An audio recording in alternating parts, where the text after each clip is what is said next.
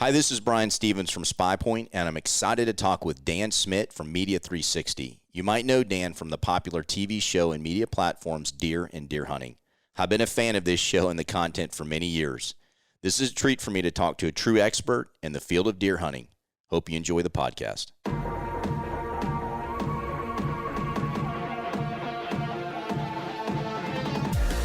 Welcome to the SPYPOINT Podcast. I'm your host, Brian Stephens, and on this show, we get to talk about hunting, tactics, technology, and the inside scoop from industry pros. Follow along each month as we learn, laugh, and grow together with the passion we all have for the outdoors. This is the SPYPOINT Podcast.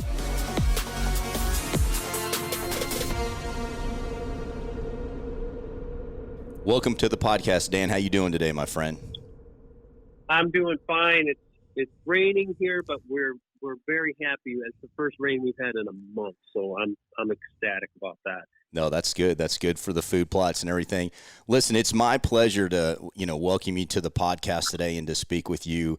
I thought before we jump into some topics, take an opportunity to let people know a little bit about yourself. Obviously, I know many people have seen you, and, I've seen you over the years on Deer and Deer Hunting TV and a lot of the different media platforms, and, have just such a long background and legacy in the whitetail world. But, just take a few minutes and help people understand a little bit about your background and what got you to deer and deer hunting, and we'll kick it off after that. All right. Thank you, Brian. Appreciate it. And I feel like I talk about myself too much, so I'm kind of shy that way, but I've been here with deer and deer hunting for 25 years. It'll be actually 26 here pretty soon. Congratulations. Lifelong. Thank you very much. Lifelong dream for me. I've told the story a million times, and everybody's probably heard it already, but when I was in 8th grade, and this is going to date myself, back in 1981, our English teacher asked us to write a paper on what we, quote-unquote, wanted to do when we grew up for a job. And I wrote, it would have been April 1981, I wrote a paper that said I wanted to be the editor of Deer and Deer Hunting magazine, which I never knew about until I got into this job, and my mom had saved that. That is so cool. She passed away in 2008, and she had given that to me. Well, it's 25 years ago, and I'm like, I loved deer hunting all those times, but I didn't realize. But it's been a lifelong dream for me. It was not easy. Didn't think I was going to college. I worked construction with my dad. I did a lot of stuff, and I decided I'm going to try to go to college. Majored in journalism, accredited program here in Wisconsin, University of Wisconsin, Oshkosh. And I worked in newspapers. I did a lot of things, and it took me probably, it took me 10 years out of high school to finally get here. So it's been a long journey, but since I've been here, it's been like living the dream. I always tell people it beats working for a living, because a lot of my friends they work for a living. They work at foundries. They do construction. They do real work. And for me to have to talk about deer hunting all day long and, do videos and magazines, it's not easy work. I mean, that media is not easy work. It's mentally taxing, but it sure is rewarding. Well, that's an amazing story, and congratulations. And you guys, and you in particular, have clearly built a legacy in the brand of deer and deer hunting, whether it be TV, media, magazine, all of that I know for many years, I followed and respected. So again, congratulations on a great career and a lot of years to come. And, it's nice to be able to, do something that you're passionate about. So listen, speaking of deer hunting, we know that it's right around the corner, and in fact, there's a lot of people out west mule deer hunting right now, and even in some states, they're already hunting in South Carolina as the middle of August. And being a guy from the Southeast, I've spent a lot of hours in mid-August sweating, and chasing mosquitoes to try to get an opportunity to deer and velvet. But let's talk about, that early season deer hunt, that's really, among us. And it's one of my favorite times of the year. But from your standpoint, having the opportunity to know, deer behavior, but also the hunting strategies, what is really, when it comes to early season deer hunting, what's your favorite aspect of that? That's great questions, Brian. Early season for me, because as you mentioned, there's so many opportunities out there. Wyoming starts September 1st. South Carolina, as you mentioned. I think Tennessee has got a velvet season going on right now. Okay. There's Nebraska. There's a lot of these early seasons that are just starting now. And the neat thing about that, a lot of guys, okay, I grew up in Wisconsin, upper Midwest, and they get kind of locked into, our season comes in September 12th this year, which is actually early. It's always the second Saturday in September. But they get locked into thinking like, well, I can't kill a big buck until, at least then, or, October 1st in Illinois, or October 15th, or wherever it happened to be, or I got to wait till the rut. That's not the case. I mean, if you follow a deer and deer, you could kill a big deer in velvet right now. You could kill a big deer just coming out of velvet right now. And it's just following right now the food sources and how they're utilizing them heading up to autumn, which is going to be in a couple of weeks here. So to me, it's very exciting because it extends your season, especially if you have the opportunity, and you don't have to be rich to do this. If you have the opportunity to jump across the state line or go somewhere else where they have an early season, you can experience. It's almost like having 4 seasons in one, because you can have that early August/September. You can wait until the pre-rut. You can hunt the rut, and then you can hunt the late season. So you can extend it from literally, like you said, August all the way in some of the southern states. You're talking January. So I mean, it really extends things and makes it that much more enjoyable.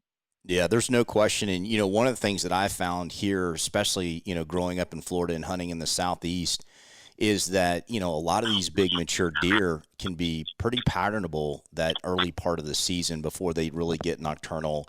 And I've had, some great success shooting some really big deer over the years in that early part of the season. It just because, they're in that pattern. And if you can get some inventory, know where they're coming out, only hunt the wind when it's right, you can shoot some really big deer in, late August and September before they just, they go hidden. And for that's one of the reasons why I love it so much. That's exactly right. And you hit it right on the head with, you have to know deer behavior, because those big bucks right now, they are very patternable, but you've got like one chance, you've got maybe a couple days, Yep. You better play your cards right. Yeah. But it can be done. And that's, like I said, that's the fun part about it. No, it is. I mean, so if you think about it, there's obviously a strategy to it. So you said you only have a few chances to do it.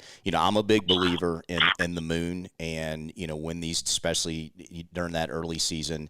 But, sometimes you have certain scenarios where you may not want to hunt the morning and you only want to hunt the afternoon, or you may, hunt only the morning based on how these deer are coming in and out of these food plots and scenarios. So from your standpoint, what are 1 or 2 key strategies for success? And then maybe what are 1 or 2 mistakes that people make during that early season? That's good. Another excellent question. The strategies for success are pretty simple. Is you have to know how those deer are using that property. So you have to know where they're bedding generally, and you have to know how they're accessing those food sources. And for me, for the most part, I'm going to say, now it doesn't matter if I'm hunting down by you in Florida or, out in Wyoming or up here in Wisconsin. For the most part, it's an afternoon gig here in the early season. Most part, Yep. I would agree. You go out there and you get there 6, 7 o'clock at night and you watch those fields. You find out exactly the trails those deer are coming out on, and you better have those stands or blinds set up well in advance and play the wind. And then basically what I'll do is I'll get in there early, not super early because, with the humidity and everything, that's going to keep my scent around no matter how much I try to eliminate it. And then I will stay in there late. Well after dark, and allow somebody else to blow those deer off the field for me. If I have to have somebody do that, that's, like I said, 1, 2, 3 hunts. If I have to do that, and that's going to be it, because those big bucks are going to know exactly what the gig. They're going to know things are happening. And then for a morning hunt, in Wyoming, I have a special situation. I hunt with a friend of mine who happens to be an outfitter. He has excellent entry and exit routes to morning spots.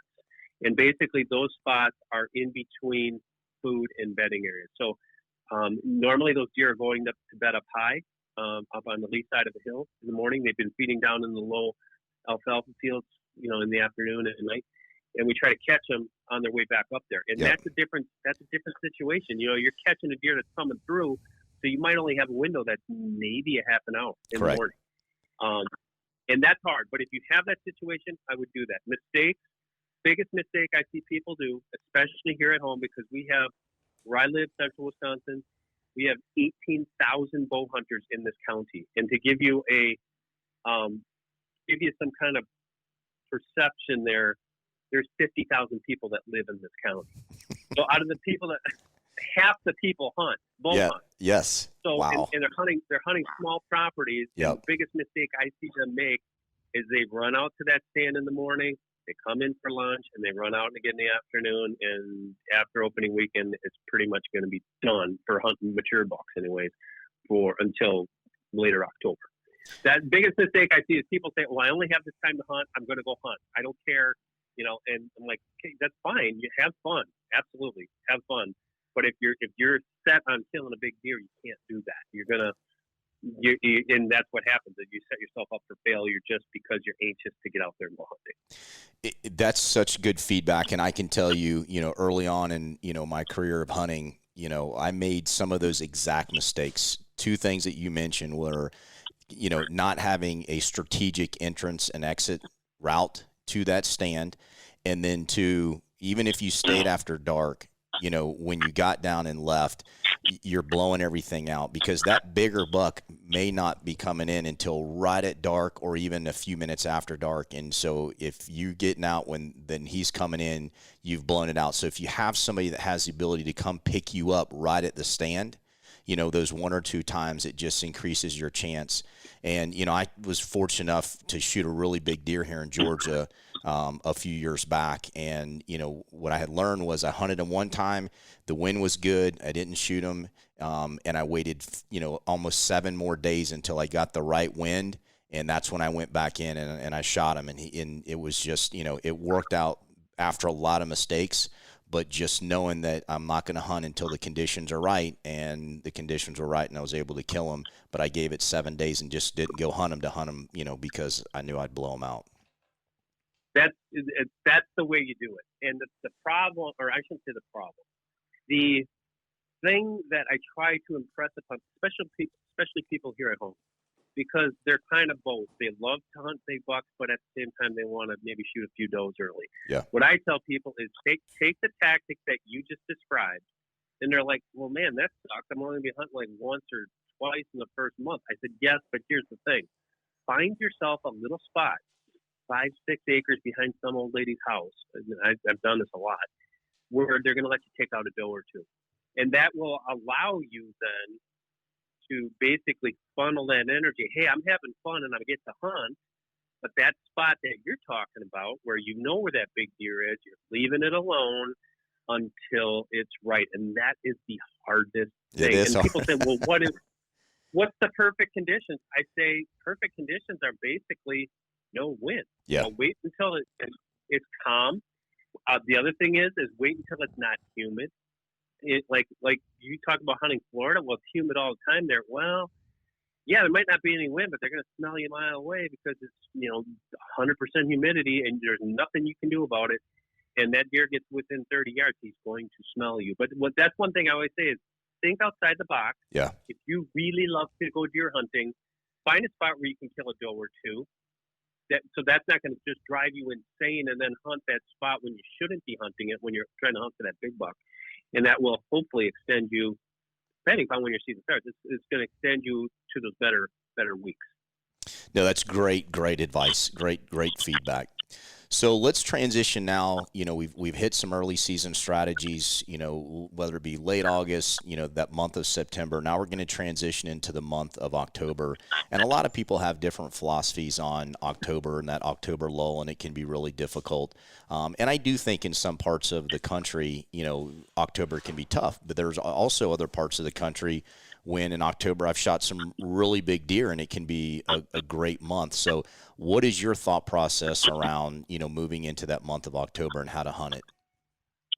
I'm going to answer that question by just talking about my experiences here at home over the past 35 years. I've killed my biggest bucks here at home between October 10th and October 17th. Wow. Okay. I've shot four Pope and Youngs in that time over the past 20 years for sure. And what it is, I definitely believe there is a quote-unquote lull. I don't believe that it's what a lot of people crack it up to be. But what happens here is you've got basically there's a physiological change in the whitetail. You've got, when you're coming from August to September, you're going from summer range to transitioning to fall range, plus the whole velvet shedding process and everything.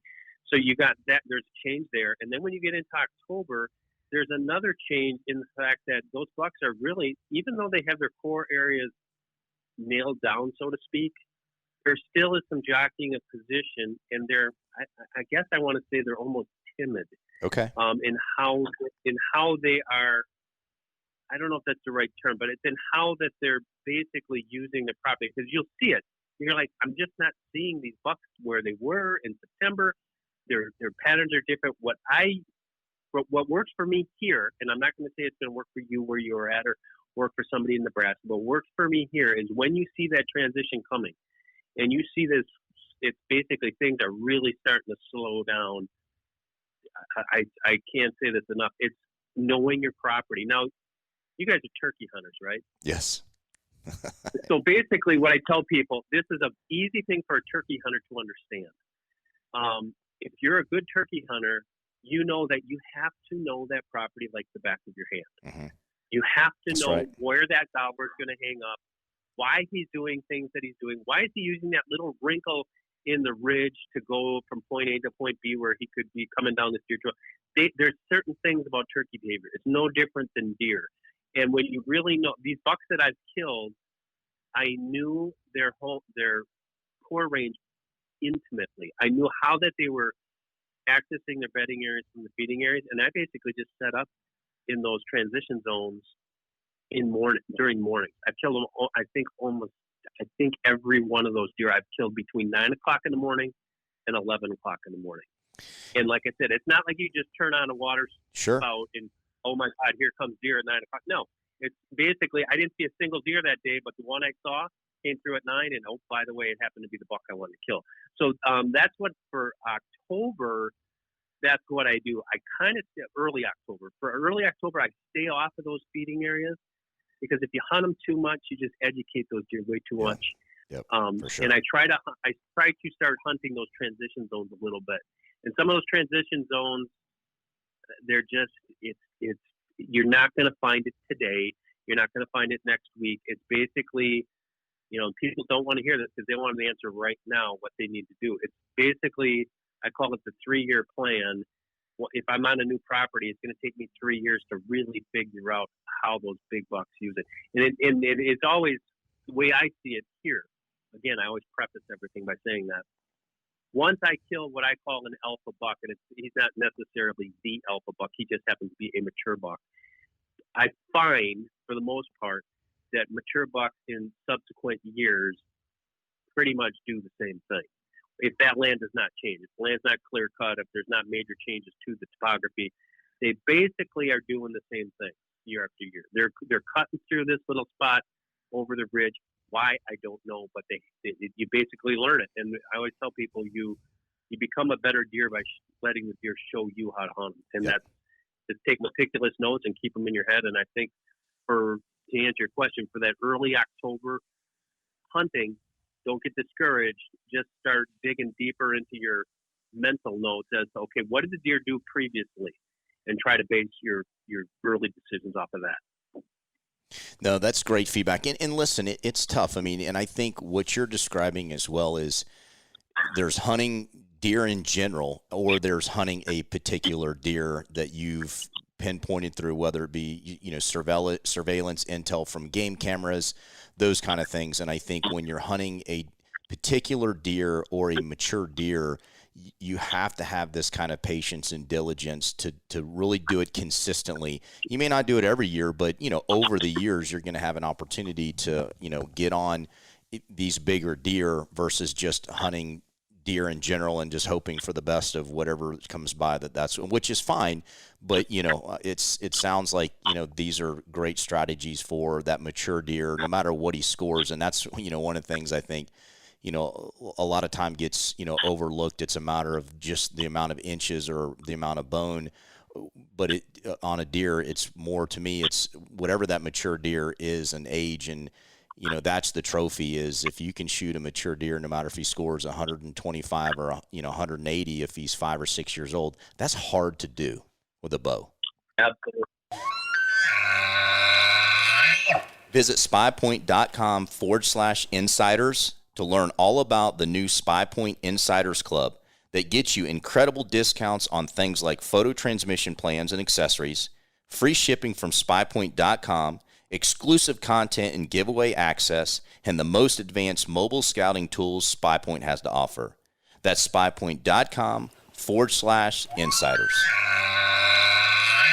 Yeah, that's absolutely correct. And if I can just plug a couple guys that I work with, John Eberhart out of Michigan, Steve Bartylla out of Wisconsin here, the late John Trout out of Indiana. If any of those guys, if you just write those names down, find their books, and that's exactly what you're talking about.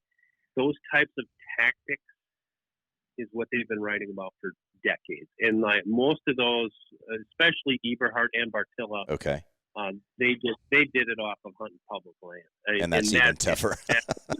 Oh man, that's to me. That's how I grew up hunting. Yeah, but not to the level of these guys. These guys are freaks. I mean, they figure that stuff out. And John has always said he doesn't care about the score. I mean, basically, he's going after a mature buck, and his success speaks for itself. But yeah, absolutely, it's basically learning that behavior and then just applying it. And that wisdom comes with age. With age, the more you know about not just about deer, but what's around you. The more you know about the flora, the more about the trees. How's that habitat changing? What's the mast situation like? All sorts of things go into play there, and it's really going to help you become a better hunter throughout the long run. Well, and I think, and I'm so glad you shared some of those individuals, to learn from, and why not? And I think, unfortunately, a lot of people have a mentality of, I'm going to figure it out myself, and maybe an ego involved, or just being a little hard-headed, or, with trying to learn from other people. But you have to, with anything, to be successful, you have to be willing to learn, evolve, get information and intelligence, whether it's from people, you self-study and you learn information, strategies, property, all of those things help you become better over time. Again, if you want to consistently see and have an opportunity to harvest mature deer, which I think that's all of us, would love to be able to do. And so, listen, I'm one that I've learned over the years, made a lot of mistakes, but, I think, as you said, as we get older and a little more wisdom, your library gets, more full because you're learning more and receptive to different strategies and tactics. That's 100%. And I'm going to mention this. Don't go looking for it because you can't find it. I wrote a book called Whitetail Wisdom. It's out of print. It came out about 15 years ago. And the whole premise of that book and the blog that I do for deer and deer hunting, Charlie Alsheimer, greatest deer behaviorist we've ever known. He was one of my best friends. He passed away in 2017. Oh, sorry. He worked for deer and deer. Thank you. He worked for deer and deer hunting for almost, it was from 79 to, it was over 30 years. Wow. And he told me, because we were both big baseball fans, and he played baseball semi-professionally when he was younger. And he always told me, if you're a sports player, he says, don't believe your own clips. And that stuck with me. I was 27 years old when he told me that. And I said, yeah, you're right. He said, you're going to learn from, he said, just shut your mouth and listen to other people. And that was the whole premise of that book. And my whole way of thinking here at deer and deer hunting is, don't be so proud to think like, oh, I have to learn this on my own. There's a million guys who have gone before us, and this applies to everything in your life. that, and it goes back 3,000 years, by the way. Everything in your life that learn from those that went before you. Don't let history repeat itself. And now, if we're going to boil it down to something simple as deer hunting, absolutely. So there's a ton of guys, and there's some young guys out there. I call it youthful arrogance.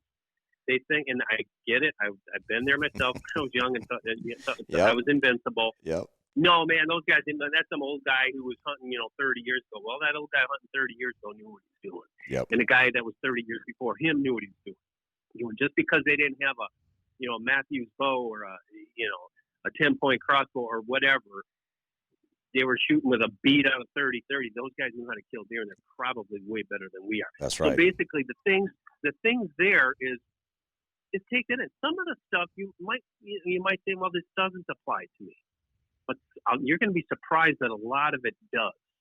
So I've taught this I've done a lot of these speaking events with school kids. One of the best examples I always use is, I said, let's pretend for a second that deer hunting is like your math class. And you're in math class, whether you're in 6th grade or 8th grade or a freshman in high school or whatever. And you'll always say, well, when am I ever going to use this again? You never know.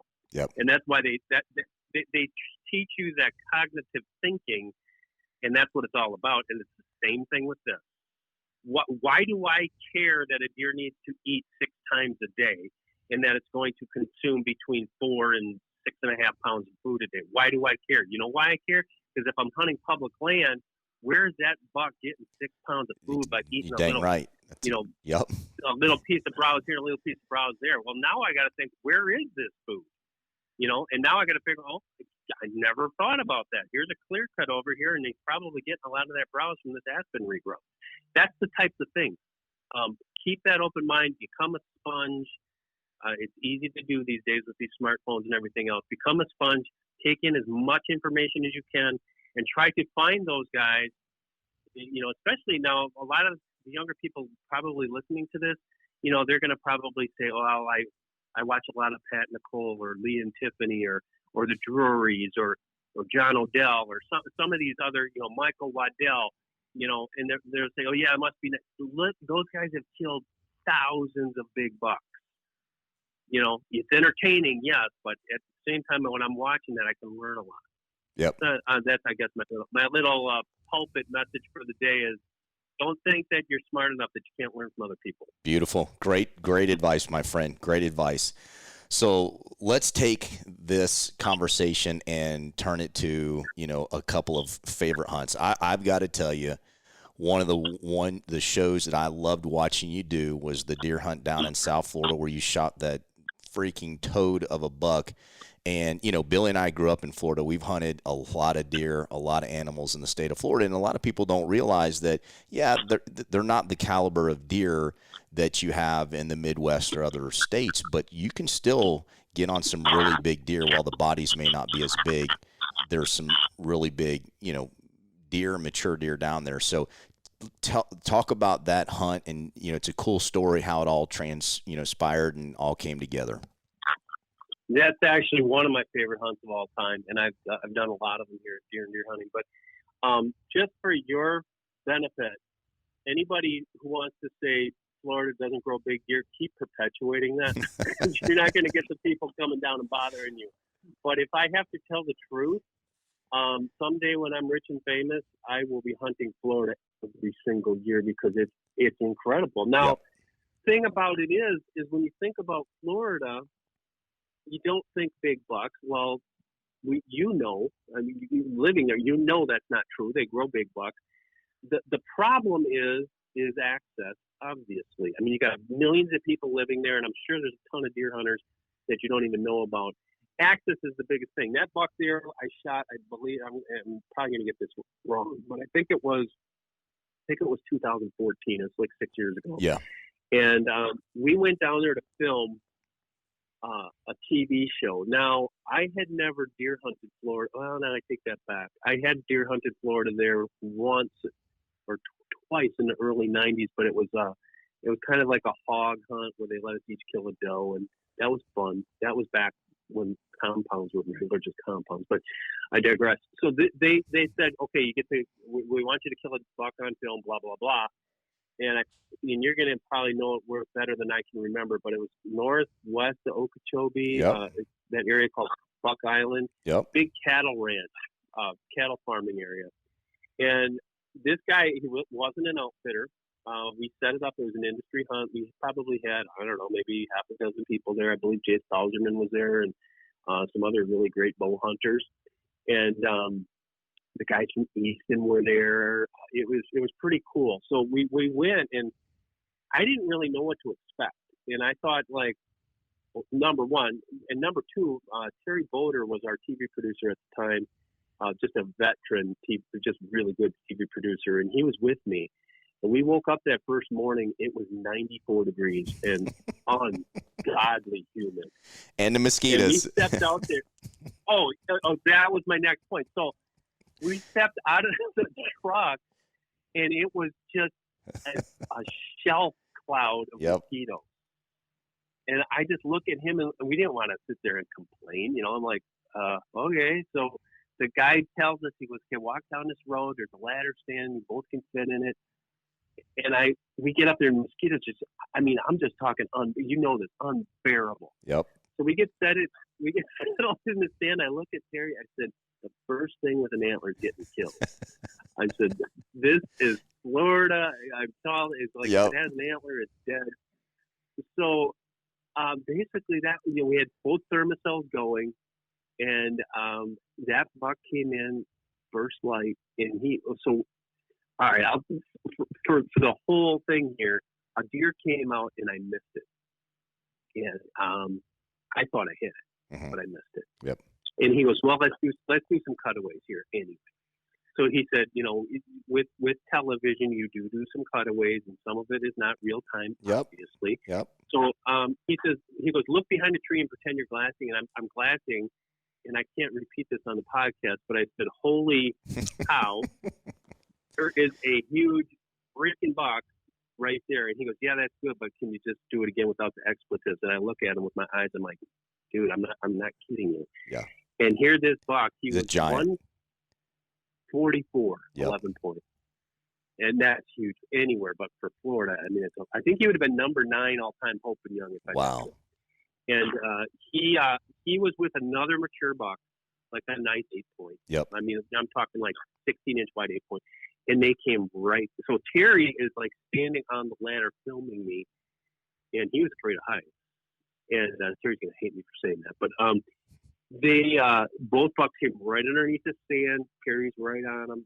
And if you watch that, if you go to our YouTube channel and just Google, there's a couple of my Florida hunts in there. But if you Google that one, Buck Island, I was a mess. After I shot, I was a quivering, shaking mess after I shot that buck. But that was one of the most memorable hunts. I've had a lot of them, but Oregon, I hunted out there. That was for mule deer, and that was Hawaii. I hunted wild axis deer out there. Very cool. Those were probably the two most memorable as far as an adventure goes. But here within the United States, Florida, that's got to be near the top of the list. Wyoming, I've had so many of them that it's just been normally how it is like that. It's just something completely I was not expecting that. I was not expecting to go in there and shoot some giant buck. And normally, you know how it is. Even when you're at home, when it surprises you and maybe you've never seen that buck before, those are the ones that really stick in the back of your mind.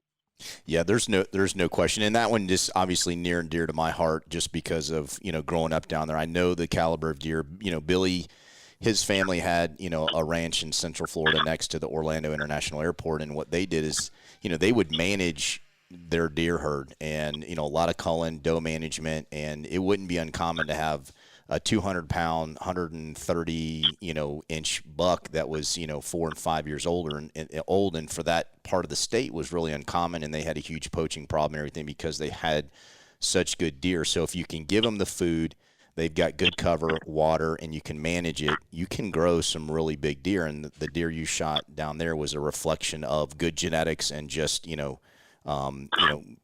letting a deer get to 4, 5, 6 years old. So Great story. It's incredible. It's incredible. So let me ask you this, one of your, maybe that could have been one of your weirdest hunts. Any other hunt where it was just like, you know what, it's disastrous and you end up shooting a nice deer, and maybe that was the one that you would tell, but are there any other, hunts that were just totally, out of the box and it end up coming together and you're sitting there going, what just happened? Yes, it was my first television hunt, if you can believe that. It was, I don't know the year, late 90s, probably. I think it was late 90s. It was with Brad Harris, legendary turkey caller. Yes, he is. Legendary deer in Missouri. Brad is one of the best hunters I've ever hunted. I mean, he's incredible. Yeah, he is. Really incredible. He is very good. So he was working for Outland Sports at the time. They had like feather flex decoys, and they had various other products. They had the Loman game calls and that kind of stuff. We went on a gun hunt with Brad, and it was supposed to be Kansas, but it was over on the Missouri-Kansas border. And we were staying in Missouri, and for whatever, I can't remember the details, but I did not draw a Kansas tag. So Brad's like, no problem, we can buy you a Missouri tag over the counter. So bought a Missouri tag over the counter, and it was Andy Swift, who was the cameraman for Outland, was with me. And Brad, Brad, don't hate me for telling this story the way it actually happened.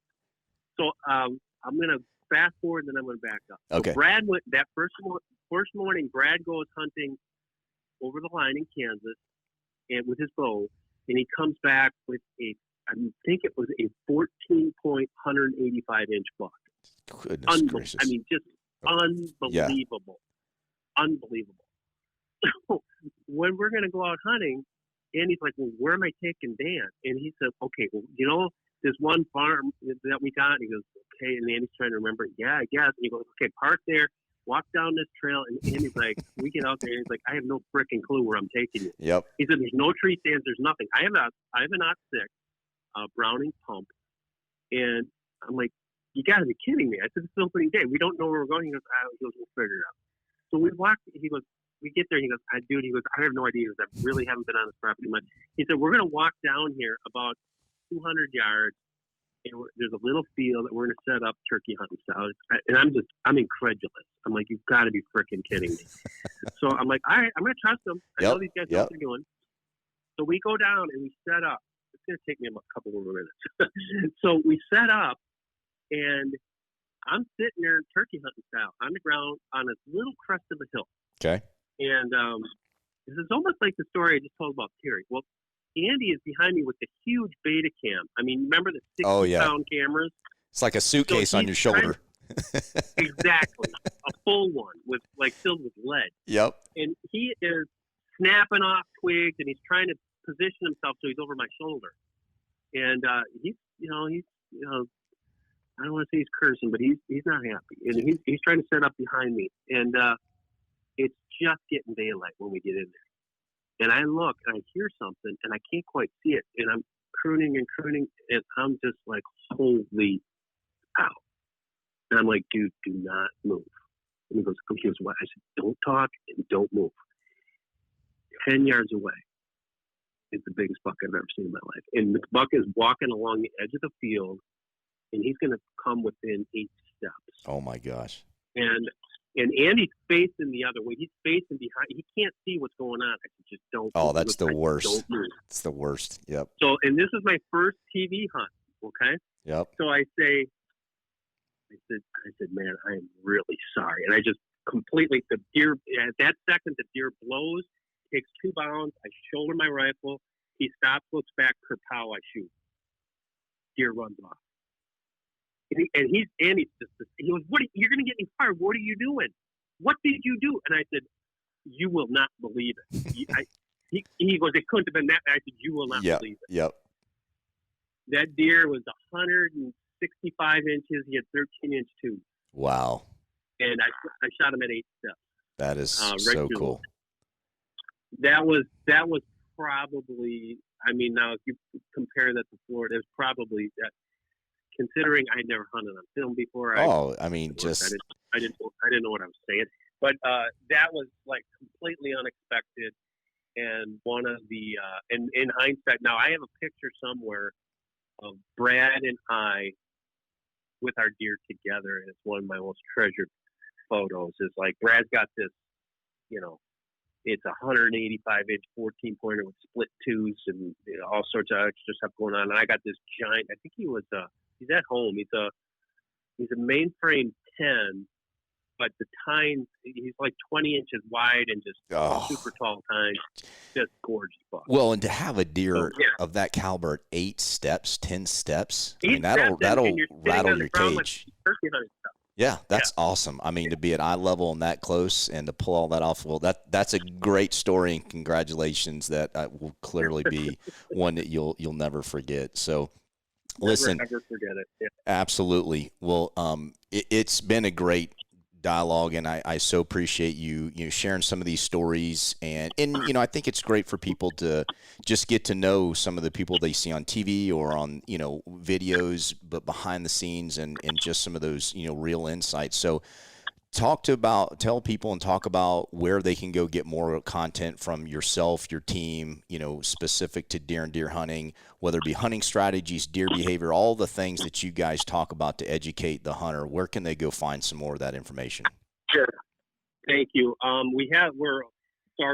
parent company now is called Media 360, so we're everywhere. We go to Deer and Deer Hunting, spell it out, deeranddeerhunting.com.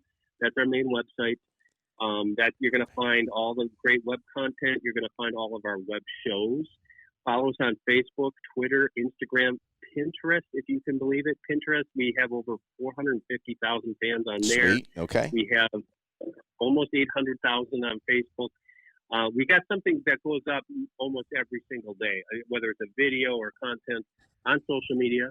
Our YouTube channel is DDH Online, so just go to YouTube and just search for Deer and Deer Hunting. I think our page is actually just called Deer Hunting because whenever we set it up back in the day. But YouTube, all of our videos, we have online shows there. I can't get into the 200 videos a year that we do just for social media and YouTube. Well, that's outstanding. And then Pursuit Channel Saturday Night Deer Camp starts at 9 o'clock and runs for 2 hours. So we got Deer and Deer Hunting TV.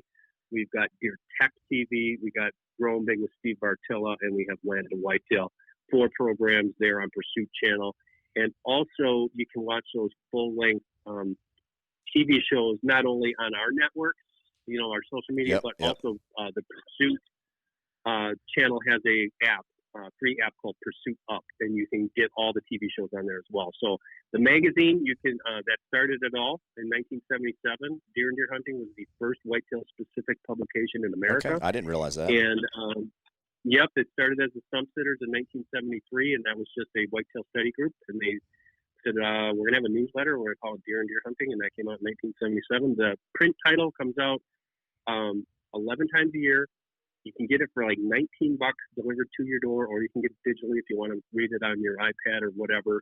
But go on our website for that, deeranddeerhunting.com, and just go subscribe. We produce it's over 100-page magazine every once a month, just about. And it's got everything you want in there as well. So we got other things too. I want to plug real quick. We do turkey and turkey hunting. That's an annual magazine. We have Trapper and Predator Caller that comes out monthly. For anybody who likes to trap, we have an ice fishing title. We do a Modern Hunter magazine, and we also have a new magazine that we do in conjunction with a partner called Guns DIY. So if you're into guns and shooting, go to the newsstands. It's the only place you can get it. I call it a book. It's a magazine just about, you can take your everyday gun and get these. We tell you which aftermarket products to buy to make a better trigger, to make all sorts of cool stuff. That's called Guns DIY. That just dropped on the newsstands right now. So in a nutshell, deeranddeerhunting.com, Pursuit Channel on Saturday nights, and you can find anything you want to satisfy your If you can't find it there and entertain yourself and learn something, then you got a problem. That's covered. Then you got some kind of problem.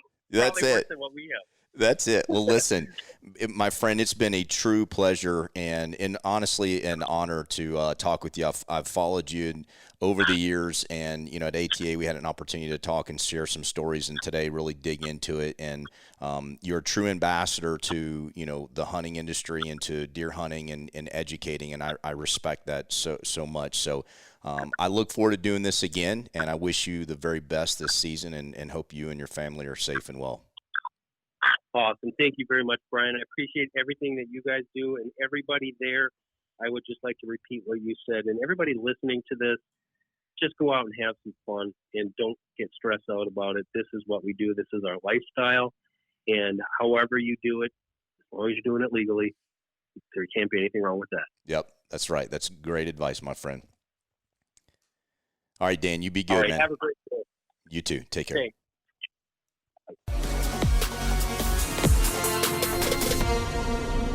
Don't forget to visit spypoint.com/project for all the latest from Project SpyPoint, and follow us on Facebook, Instagram, Twitter, and YouTube for all the latest on SpyPoint trail cameras and the outdoors.